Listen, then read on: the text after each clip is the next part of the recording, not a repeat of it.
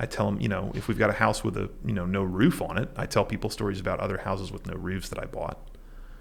We have an amazing person on today. We have Mr. Lee Gates. Mr. is optimistic. Mr. Lee Gates. Hey, how? A gentleman never. A gentleman. He doesn't. Themselves. Well, usually don't ask a woman, but Lee is. I'm 40. He's 40. He's a young man, but he's still a Mister.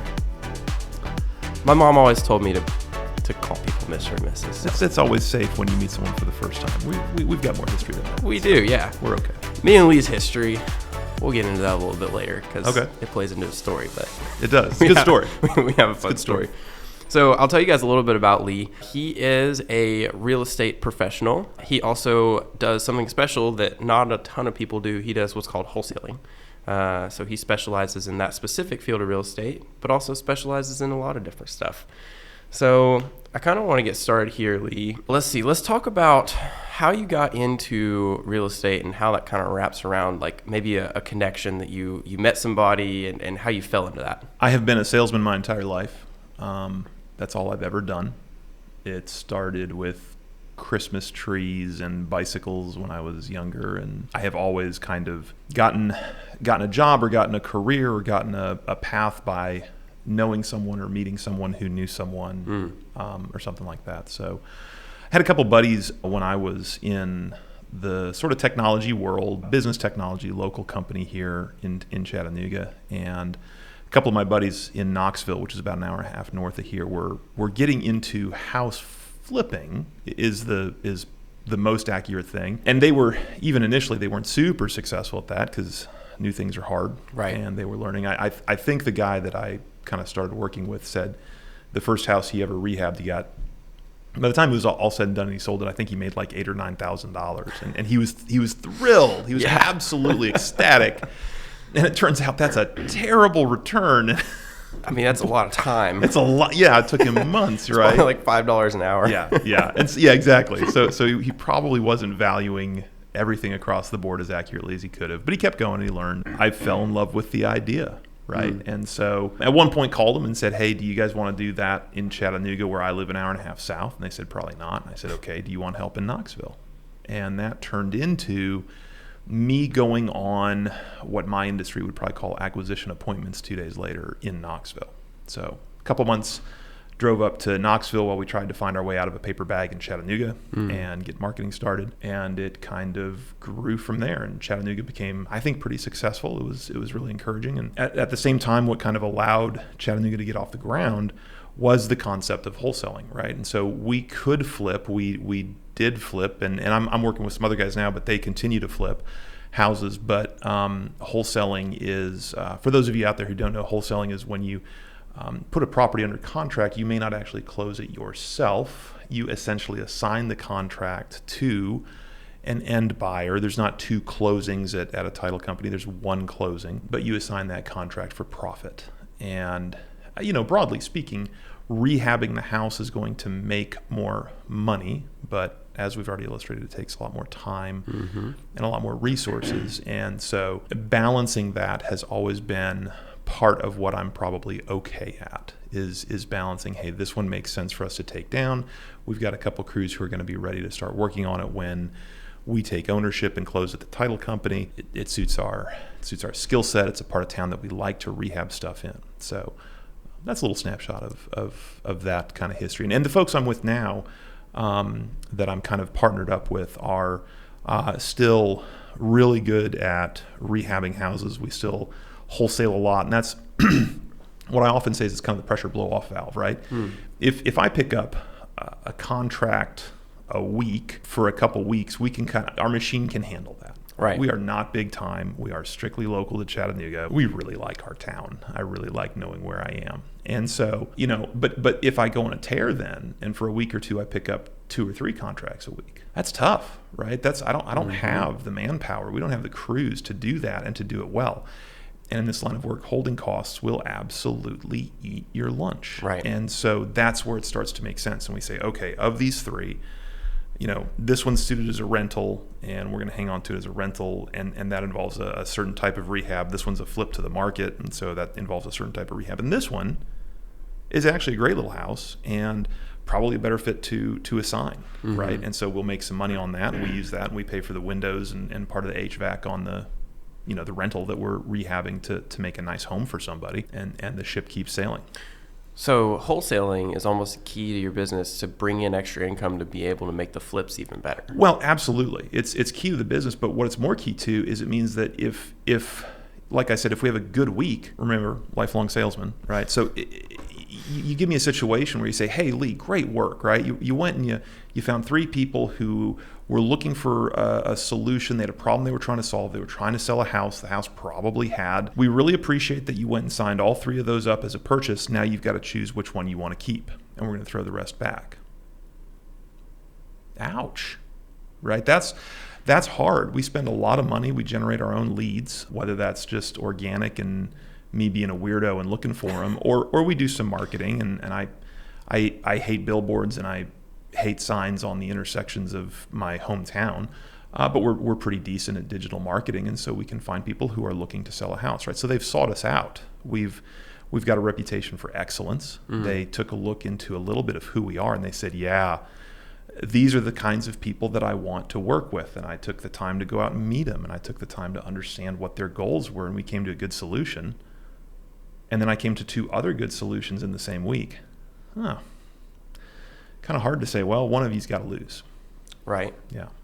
Nice. Well, so a lot of what I've heard is solution. And I feel like sales and really anything in general, if you're networking, trying to figure out relationships with people, if you can bring solutions to people, you'll find things that start popping up that you never would have imagined when you start bringing solutions to people. Yes. Because that's what's Well really said. important. Well said. If there's not a problem you're fixing, what are you doing? Right. Cool. So this is going to be a little bit of a short episode because of my technical difficulties that I have. No worries. And Lee is a very busy man, so we got to let him get to getting some properties. So we had a conversation the other day because I'm interested in getting into real estate, investing. And Lee, I just run up to him all the time. I'm like, Lee, I have this idea. And he's like, listen, let me hear it. I hope it's not like, let me shoot you down. No. Like I've probably single-handedly prevented you from becoming a 26-year-old millionaire or something. It most definitely is not. It's I keep finding problems. It's Lee with his past experience telling me, hey, that's probably not going to work, which is one of the most valuable things that you can hear sometimes. Hopefully not. That's probably not going to work. Hopefully it's, have you thought of? Right. Yeah. Something. I went through this and this is what happened. And I'm like, oh, I didn't even think about that. Yeah. But anyway, so I went up to Lee and I said, when you're going to get a house, if you're knocking on a door, how do you talk to people? How do you connect to people? Can you tell me a little bit about that? Sure. And that's actually something I do. And I've been doing this iteration of sort of what I do in real estate for not 6 years, I guess. And over time, what happens in a town the size of Chattanooga is that you drive by that same house. And everyone listening, like, you can think of, I don't care if you're in real estate or not, you can think of that house. So if you're not in real estate, think of how this could be analogous to another problem. But you drive by that one house that, it's not even a terrible house, right? It's a great house.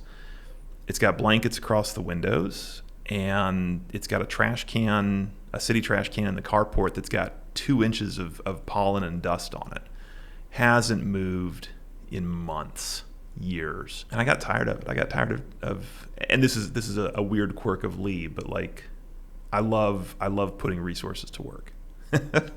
Whether they're mine or not. Mm-hmm. And that's part of why networking is really, really important, is that there are resources that I can put to work that aren't mine. Right. But that are available to me, which is really, really generous of a lot of people. So anyway, yeah, it's not rocket science, right? You do some research and you find out who owns it, and you find out that the tax documents are shipped to a different address. So now you've got 2 houses in one person's name. One is vacant. You know the address of the other, and you drive by it, and it's not vacant. Now what, right? And in my industry, there are a ton of people who talk about, skip tracing and cold calling and cold texting. And I'm not smart enough to say that's whether or not that's a good or bad idea. What I can say is that that's the Agent Orange approach to off-market real estate. Right, it's absolutely carpet bombing. Yeah, it's a shotgun. Oh man, yeah, you're just going to take these 600 acres, and just mow it down and see what pops up. Yeah. And it works. It works because things happen and people's lives change suddenly in some cases. And I don't mean that negatively. And I hope no one out there is taking advantage of scenarios where someone is at an inherent disadvantage in their life, right? The world's broken, and so that does happen. Mm-hmm. So I hope people listening are willing to say, you know what, that's not how I want to be, and that's not who I want to be. Right. But that aside, that's an approach, right? That's not what I'm doing. I'm picking one. And, you know, I this isn't full time. Like I said, we do lead generation. So it's nice that people actually come to us and say, hey, we'd like to sell our house. But in that scenario, yeah, you knock on the door, and we could take a lot of time talking about how I think time of day matters, and how I think if you have the ability to work it into a system so that you can drive by once or twice and get the lay of the land, that sounds a little weird, right? Right. But like, oh, there's a Tahoe here that wasn't there in the morning, right? Or if I'm bringing my boys, you know, home from Boy Scouts or something, I'm going to drive by again and be like, aha, there's 2 cars here now. You know, it's probably someone that works. That sounds really creepy. You're just building a concept of, you know, who this person may be in an effort to make the callous word would be pitch, but, you know, make your case for why you want to talk to them. Exactly. Yeah. And hopefully make it relevant and hopefully be respectful in that process. So all that to say, yeah, the nuts and bolts, you knock on the door and they answer. And, you know, there's not a lot of door-to-door anything anymore. We live in a lovely little neighborhood in Chattanooga that's not, you know, it's not fancy. We don't have gates. It's just a street we live on. And we don't get door-to-door salesmen. We don't get vacuum people. I think a Jehovah's Witness dropped by like 9 years ago. So it's not super frequent. And so already, you know, in that scenario, you're a freaking weirdo. Right. And for everyone listening, you know, I'm like 6'5" and 280 pounds, bald with a mustache. Terrifying. It's totally terrifying, you know. And I always joke with people. I'm like, yeah, I haven't even been shot one time yet. Yeah. Super. So you knock on the door and you say, hey, you tell the truth. You tell the truth. You say, look, this is going to sound really funny. My name's Lee Gates. I'll tell you why I'm here. And if it's not helpful, you can tell me to get. And I swear I won't come back. And it's hopefully kind of disarming enough and unexpected enough, and you're not launching into someone verbally and coming at them, right? You're almost apologizing. Mm-hmm. And yeah, I'm trying to build some curiosity, and I'm trying to build some intrigue, because all I want to do is be able to ask a couple of questions, right? And they say, okay. They never, well, no, that's not true. So I open the screen door, and hello, because he had disappeared. He'd head to the kitchen. He just... And Diane comes around the corner at 90 miles a minute, and she's all of 5'1" and 90 pounds, and she's 74 years old. And she was delightful. And she brought me to her kitchen, and she sat me down. We talked about her uncle's house. It wasn't a fit, but Diane was a treasure, and it was really fun to meet him. So anyway, that's but most of the time people are going to go, okay. You know, you're apologizing for being on my doorstep, okay. And then you get to ask. I tell them exactly, I said, look, I did a little research online. It's not a perfect system. There's a lot of details I don't know, but it looks like you own the house over at 123 Forest Avenue. And I kind of looked like no one lived there. I actually work on houses. It's actually my full-time job. Not this, I swear. And I was curious if you'd ever thought about maybe selling it. And if you're sincere enough, and I think what's really important is to be unprofessional. You want to be unpolished, right? You're not the Wolf of Wall Street. You're not. I used to be a car salesman. Exactly. Yeah, it's you want to be unpolished. People accuse car salesmen of being this greasy hair, slicked back, you know, in a cheap suit and penny loafers. That's kind of the American humorous image of what that is. That's what you don't want to be. Because yeah, someone's going to be kind of unsure of what's on their doorstep. And, you know, I wear jeans and a flannel shirt and ask them if they want to sell a house. And you usually hear one of two things. Oh, no, absolutely not. Okay, cool. I just curious, like, were you gonna rent it? It's that, but you've kind of come off as not a threat enough that a lot of times you can have that conversation. And if there's no problem there, if they're happy to own it and pay the taxes and mow the grass so the city doesn't come after them for, you know, looking crummy, it's their property. They can absolutely do that. And there's a lot of reasons why people don't want to sell a house, right? And it almost, as I think in businesses, in most cases, it's never about the money. No. It's never about the fact that they want $300,000 and the house is only worth $260,000. That's not, it's way bigger than that, right? It was Grandma's house. And Grandma passed away in 1997. And I will never sell the house where my grandma taught me to make cookies. I will never sell the house that was my uncle's, that was a refuge, because I grew up in a suboptimal family scenario, and he cared about me, right? And he taught me how to sharpen lawnmower blades in the garage. I'm never going to sell that house, and they shouldn't. And if you don't respect that, if you tell them they're wrong, you're the asshole, right? At that point, you've crossed the line. You've now presented your problem to them. You're not asking if you can help. You're telling them they're wrong. I don't care for that. Yeah, you've got to remember whose doorstep you're on. You are literally a guest, and they can tell you to leave, and you have to. That is code of our culture and code of the land and the law. I would much rather leave as a friend and leave thanking someone than be out on my keister. So when someone says absolutely not, you just go and you start asking some questions. You build a connection with them.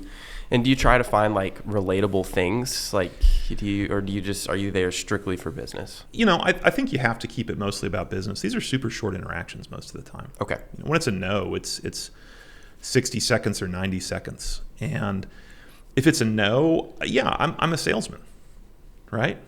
I don't give up easily. I put a lot of freaking work, and it took a lot of courage for me to knock on this door, right? That wasn't easy. I'm not just going to roll over, but I'm also not going to. I'm going to try not to become myopic, right? I'm going to try and build some rapport. And I have bought. It's less than 10 houses, I think, but there are probably 10 transactions that I've purchased where the person whose door I knocked on said, "Oh, well, so-and-so owns it, and they live here because they're elderly, or they live in an assisted living facility," or something like that. And this is so true for so many families. They're not going to sell a house out from under their relation while they're ill or elderly. It's unconscionable. And you want to be that person who can, with a clear conscience and a clear heart, wish someone the very, very best, and wish them peace, and wish them a home of prosperity, which isn't just money, right? You want to be that guy, but life changes, and I've come up with enough rapport to give someone a card. I've come up with enough rapport to say, "Would it be helpful if I called you in 6 months?" And they say, "Yeah," because they don't have a problem right now, but they know one's coming. And here's this guy on their doorstep that seems to be not entirely an idiot.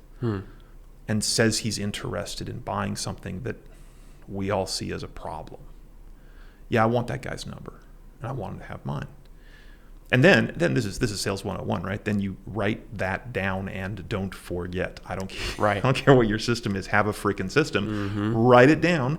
Give yourself enough notes to remember, here's what we talked about and why you're calling. And then you call them 6 months later. You don't call them next week. Yeah. You don't call them next month. You call them 6 months later because that's what you agreed to. Even if you don't have like a big system, something that you can do is you can go in your Apple Calendar or your calendar on your phone. 1,000%. Just go and literally do it while you're on the porch, so you don't forget. And just scroll on the calendar with the person and say, the only problem with and I'm going to pick you apart a little bit. The only problem with the calendar is it's a single item entry, and a lot of those houses that I just bought were 10 or 15 or 20 touches, and I could. If I had a printer in my office, I could print you the note history, right, with dates and timestamps. And our current CRM even records calls. It's really handy. I could print it out, and you could listen to the calls over the course of 3 or 4 years. Wow, that's how long your cycle is on some of these. 3 to 4 years. How long do people sit on vacant houses? Decades. Yeah. Decades. You put a lot of work into that. Don't throw it away. Don't be a jerk. Don't piss someone off. You've got no call to do that. Yeah.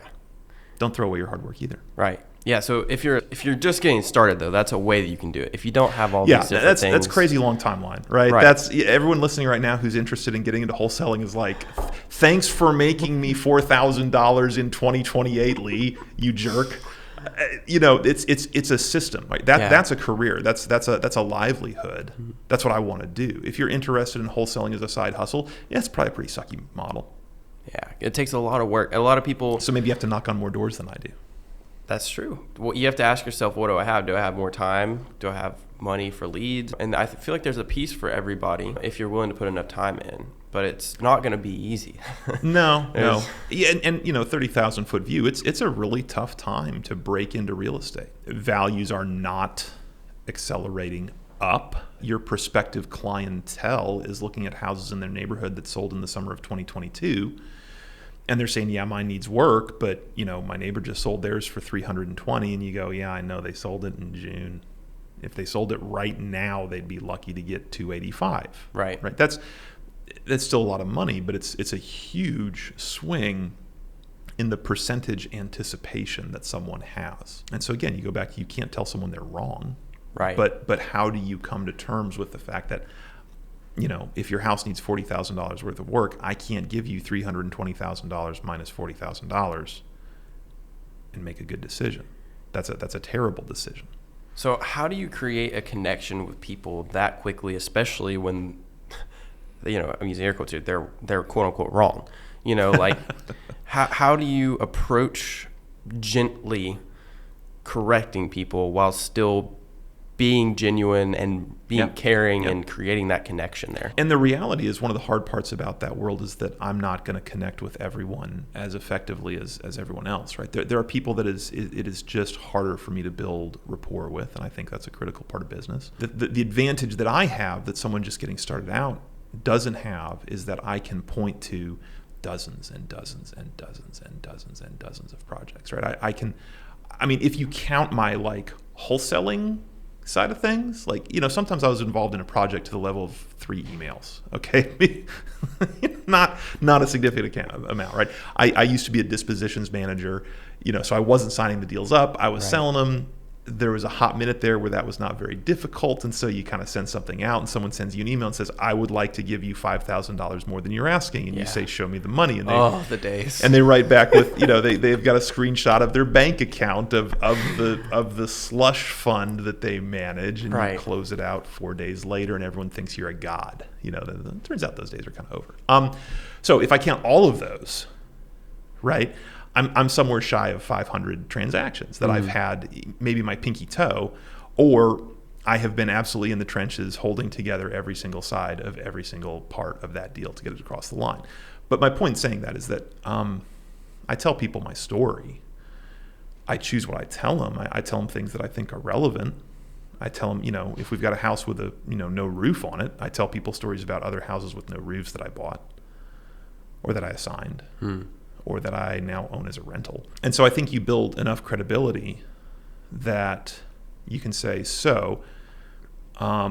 here's my math. And I tell people I'll show you my math, right? And I have a really, really down and dirty way of putting together a scope of work on a rehab for a house. I use a notebook with college ruled paper, and I write things like kitchen, electric, floors, HVAC, fixtures. I write down things that someone can understand. I don't write down things like, GC upmark. I don't write down things like closing costs and realtor percentages if I sell it as a flip and things like that. Those aren't relevant to the project at hand, right? And so, and I've done enough projects that I can make those estimates pretty good, and I can allow for those costs that are real that I may not enumerate every single one of, but it's a long list, right? It's always a long list. Every house needs a bunch of work. So you got paint, you got carpet, you got cabinets in the kitchen, floor joists, because I walked across those 4 over there and I nearly went through,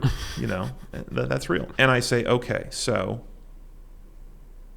I think if this house looked like the front of Southern Home Living, it would sell for, and we come to an agreement, $320,000, right? And I think it's important that you ask people if they agree, because if you are in an area where you do think it would sell, and let's be honest, I'm not a real estate agent, right? I'm not God's gift to comps from a logical standpoint. I can't name $322,500.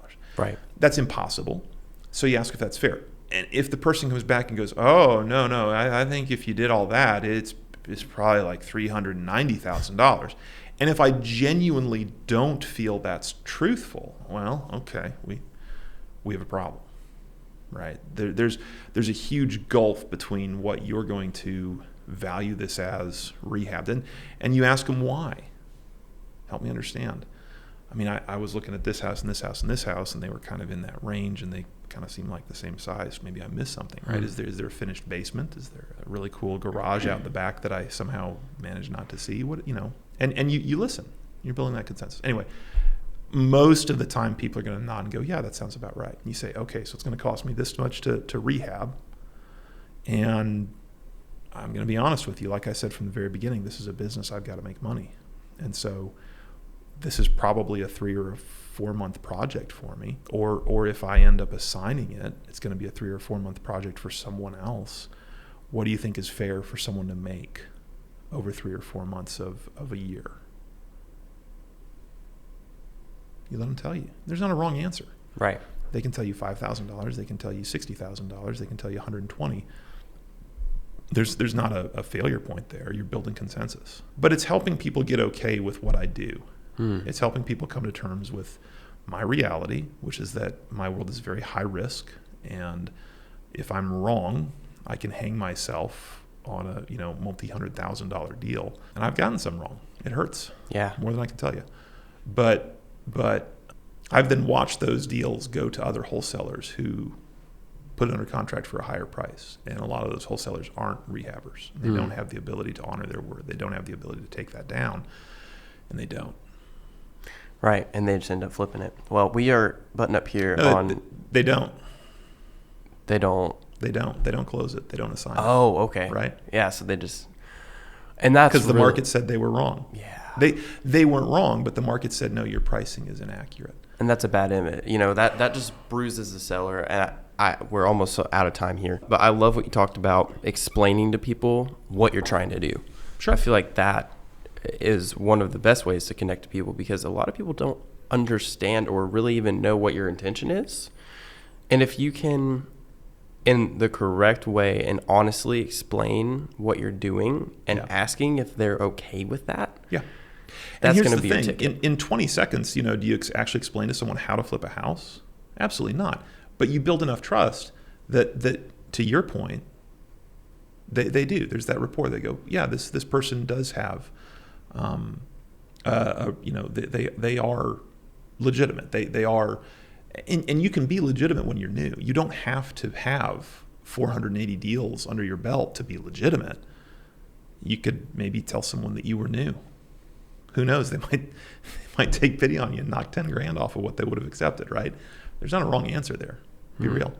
You never know. Yeah, just try things. So just remember that, especially. But how you walk out of that scenario, I think, matters. Right. Right. If you walk out of that scenario, I called the lady literally yesterday. I called the lady and said, I know we wrote up a contract to buy your house. I can't. It's an hour and 20 minutes north of here. It's on 13 acres. It's a super weird lot. I got my rehab numbers right. I know what it's going to cost to fix that thing up, even an hour and 20 minutes north of here. The problem was I can't see a clear way forward to selling it for what I thought I could. I can't find enough evidence. In the moment while I was there, I thought I had enough, and upon better research, I looked. We had a lovely conversation. She's disappointed, so am I. Right. But she understands because I told her that was a potential outcome. I didn't misrepresent anything. And I hope I gave her some really good counsel on where to go next. It's not what she wanted to do. She wanted a cash transaction that was simple. I encouraged her to take it to the market, and I encouraged her exactly who she needed to work with to do that, because I know the right guy. Yeah, oh man, that was great. We're going to finish up here in just a sec. No worries. So that brings me to a great point of, if you cannot help somebody in a situation, try and think about who can help them and give out as much good as you can, and that helps that person they're going to go work with. What you're saying is true. Help them as well. The only way that works is if you actually know what problem they're trying to solve. And the only way you know what problem they're trying to solve is if you actually listened on the front end. Right. Ask good questions. Ask good questions. Give good solutions. All right, guys. Well, this has been Lee Gates. Hopefully, maybe at one point we'll have him on for a little bit longer here. We got about 35 minutes out. So, no worries. Yeah, man, I think that this is going to be such a great resource for people who are trying to get started. If anybody wanted to maybe ask you about some business, sell a house, where would they reach you? Easiest place to reach me on that side is wholesalehouseschattanooga.com. Okay. It's a dispositions pipeline. And you can, I'm pretty confident, find us on Facebook, Wholesale Houses Chattanooga. I think they both work. So Okay. my phone number's on the website. Just call me. Don't use technology. I hate it. All right. Give me a call. I'll help if I can. Sounds good. Well, y'all have a great day. This has been Lee Gates and Hayden Fike. Go ahead and follow The Art of Connecting on all the social medias, and please give this podcast a 5-star rating if you got anything out of it. We'll see you next time.